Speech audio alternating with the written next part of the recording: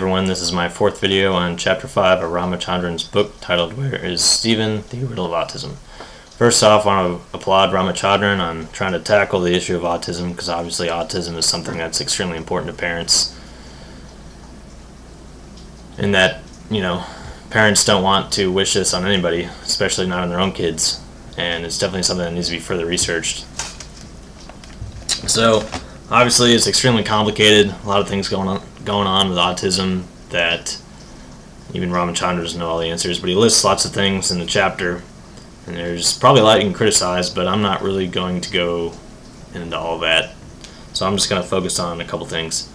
First off, he mentions that there's definitely a genetic background or genetic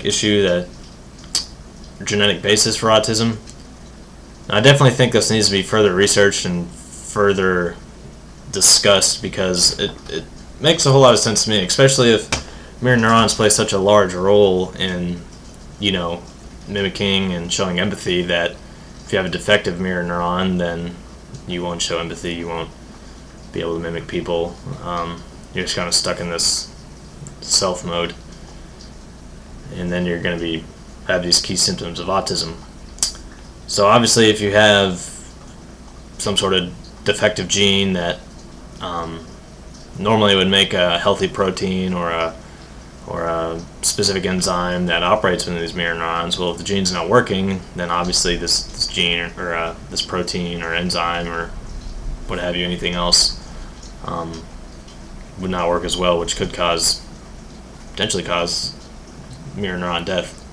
So obviously maybe look at some more molecular biology with that, could give us some more answers.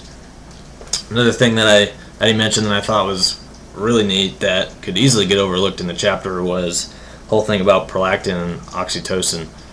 And with oxytocin being known as, kind of the love hormone, that he mentions how important it is at birth, and maybe giving cocktails of these hormones at birth could alleviate some of the symptoms of early symptoms of autism, and maybe could help the child later in life too. And I thought this was really neat, because everyone hears about how important the relationship is between mother and child at birth, and I'm not sure, but I'm pretty sure I've talked about in previous classes how oxytocin and prolactin play a big role in both the mother and child at birth in establishing that relationship. Well, autistic people not being able to really have these relationships, obviously I think this is a big player that could easily get overlooked, that should definitely be researched some more, because it could be a big key answer to some of these issues. Besides that, everything else seemed pretty spot on, except for the whole fever thing, which you mentioned was really speculative. Yeah, worth mentioning, but I think kind of a dead end going on there. Besides that, that was it.